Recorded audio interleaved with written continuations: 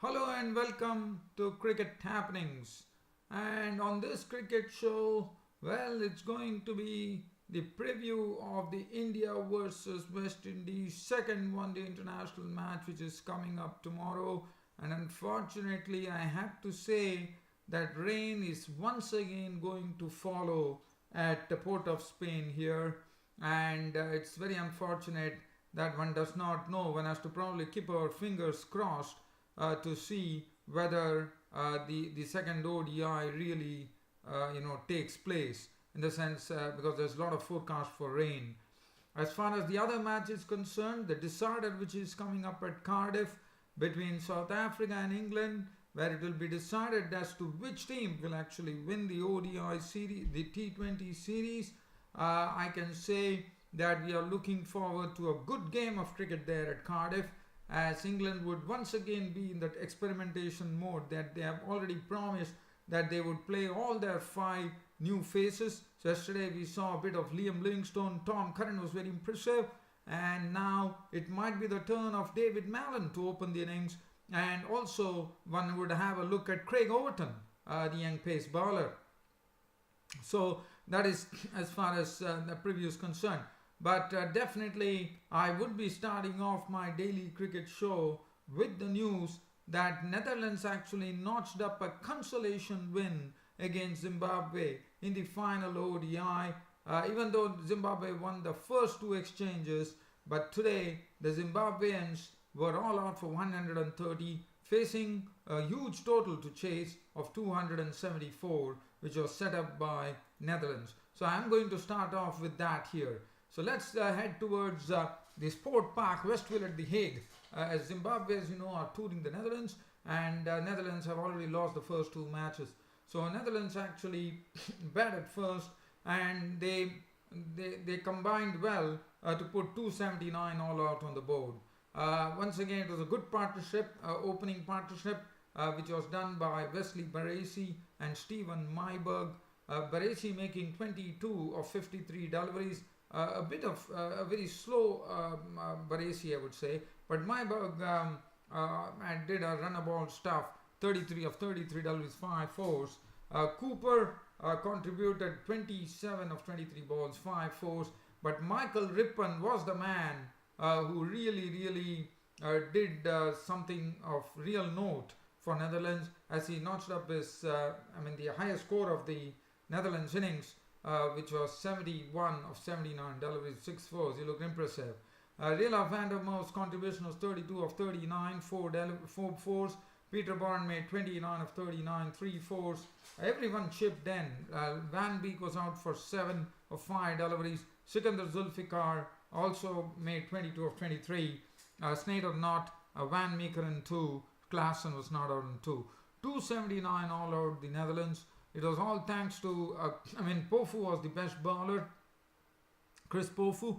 7 overs, no maiden, 4 for 41. Nagarava, 6.3 overs, no maiden, none for 37. Trapano, 9 overs, 1 for 57. Solomon Myberg, 4 overs for 19. Chamu Chibaba bowled his full quota. As you know, he's a medium pacer, Chamu Chibaba. 10 overs, 1 maiden, 1 for 40. And always I've felt that Chamu Chibaba is a very useful medium pacer for Zimbabwe. Sikandar Raza, 7 overs, 2 for 43, and Burl bowled 6 overs for 27. Now Zimbabwe were chasing 275, and they really found it like a real mountain to climb here.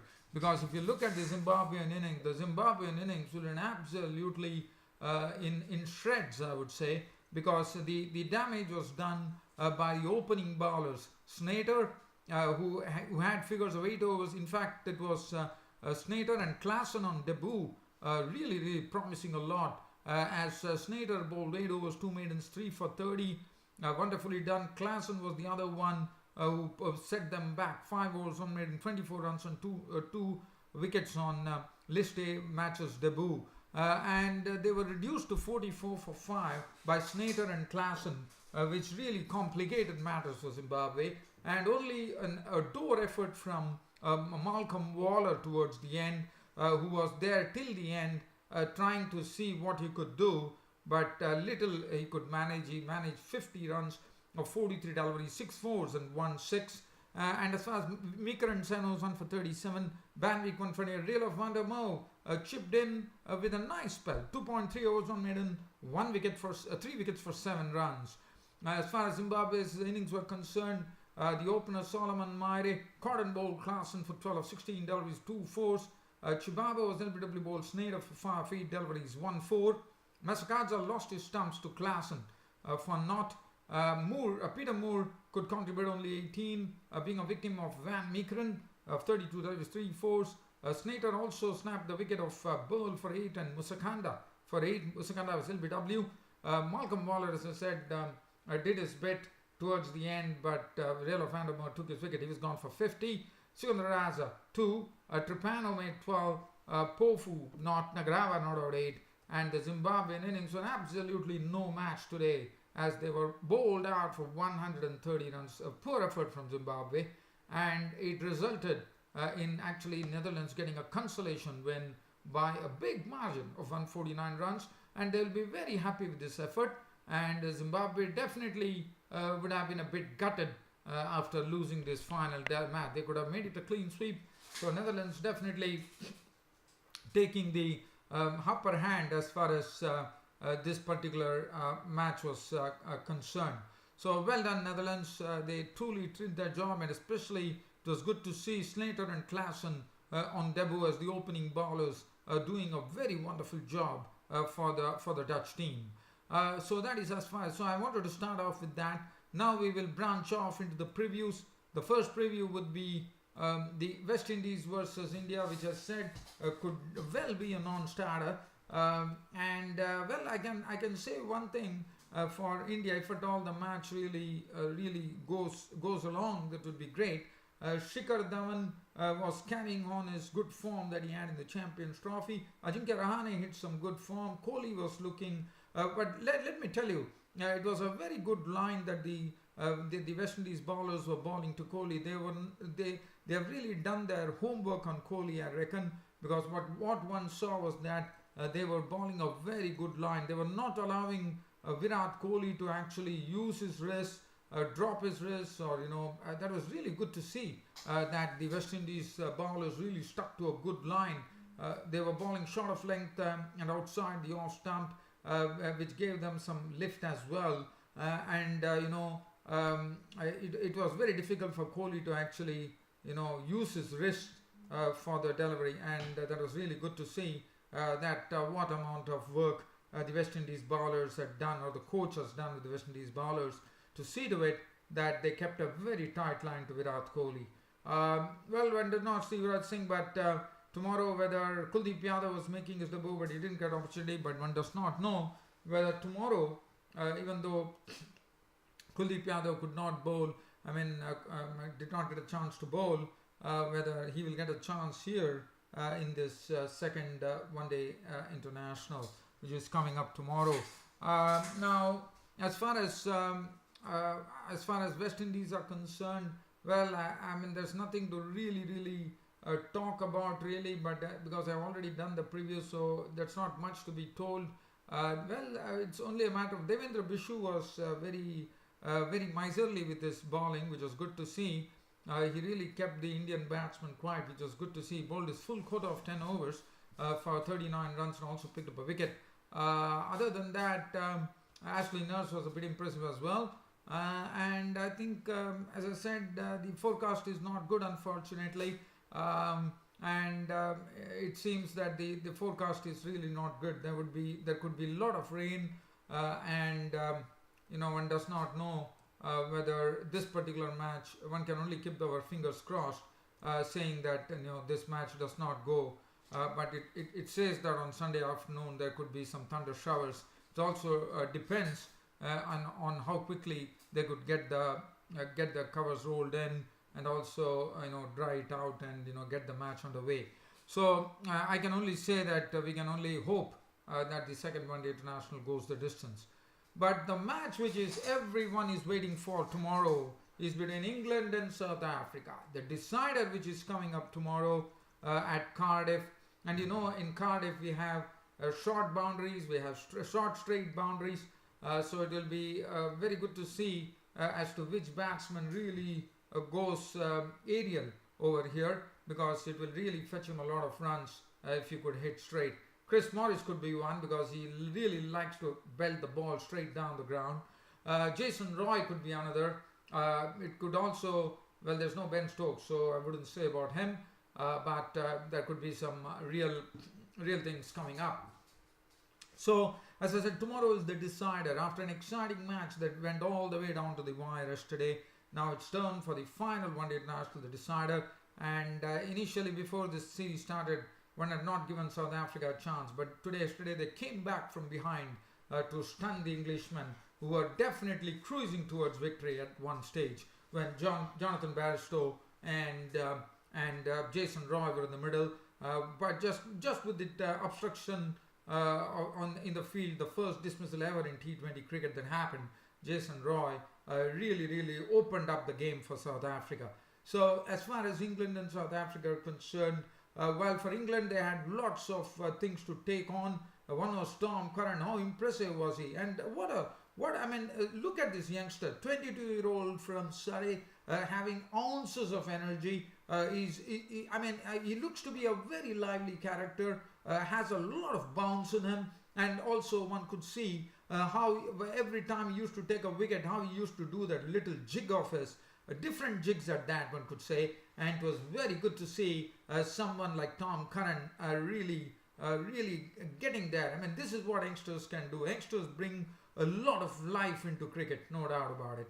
And Tom Curran is such a one. And also, it's not only about that. He also showed it at the centre while bowling to the South African batsman, bowling at some very good pace, and also getting the batsman to really be a bit watchful against him, and also had lots of variations to actually really test the South African batsman. So that is Tom Curran. And as England have already said that even though it is the decider, they have promised that they would get all the 5 people to play. So now one man who is still there is David Mallon's not got an opportunity. So since Jason Roy has played well, one is expecting David Mallon tomorrow to actually open with Jason Roy. And then it could be a chance for Craig Overton actually coming in place of a very costly Chris Jordan in the previous match. So Craig Overton might get his opportunity. It would be good to see Craig Overton and Tom Curran operating in tandem. And then they had David Willey, Liam Plunkett, Liam Dawson, the spinner. Liam Livingstone gets one more opportunity. Yes, yesterday was a bit of a real litmus test for him, being his one-day T20 debut. But I'm sure he would have learnt a lot out of that first T20 experience that he had, and I'm sure he would play much better in the second dig where he's going to be tomorrow. So that is as far as England are concerned. South Africa, well, they are looking pretty organized, I would say, because Smuts came into form, so it would be high time that Reza Hendricks gets his batting right. Smuts has already shown what he is really capable of. Reza Hendricks is the one who would be expected to follow suit. A.B. de Villiers did well, but David Miller has been missing upon an opportunity, so David Miller would be definitely expected to score a lot of runs. Farhan Bahardine has been showing his consistency. Mozele is someone they use him as a pinch hitter. It didn't really work out yesterday. Chris Morris would probably love the Cardiff ground. The reason being, Chris Morris has this ability to hit straight, and with short straight boundaries, Morris could be someone who could really spell a bit of a real problem. The other day, he did it with the ball in the second T20, maybe in the final one-day international, in the final T20. It might be the bat which might do the talking. One has to wait and watch. Andel Felikawayo, the all-rounder, did a good job. Defending 12 runs of a final over is not an easy job in T20. And in fact, he did a fine job, I thought, to give away just 9 runs and keep the Englishmen quiet. And finally, it was a 3 runs victory. Morning Markel, and whether tomorrow Imran Tahir might be back, because it's a decider, and I won't be surprised if Imran Tahir gets his place back. Or probably it could be Dane Paddle. I don't think there would be only one spinner because of short straight boundaries. So, well, one is hoping. So this is the one which would be holding center stage as far as tomorrow's cricket happening so is concerned, because the South Africa-England game is the decider, which is coming up tomorrow, which will decide as to which team will be taking the T20 series. And all eyes will be on both the teams.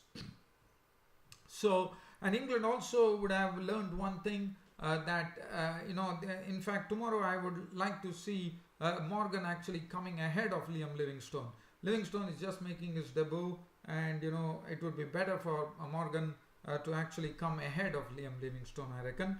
Well, that is for them to decide, but I'm sure this is something that they would have definitely gauged from the fact as to what happened yesterday, and I'm sure Morgan would be coming ahead in the batting order. Well, dear fans, friends and subscribers, it was a pleasure bringing you this daily cricket show of mine. Hope you enjoyed the broadcast, and your next broadcast, you can wait for my next broadcast, which will be coming up tomorrow, which definitely, as I said, the England-South Africa game will hold center stage in the final T20 coming at the Cardiff, and England won't have happy memories of late as far as Cardiff is concerned, because they actually were pushed out of the Champions Trophy by Pakistan in that particular ground. But I'm sure they would like to put everything back and look forward to a keen tussle with South Africa. Well, dear fans, subscribers, it's about time for me to put a lid on this cricket show by signing off for the day. Thank you.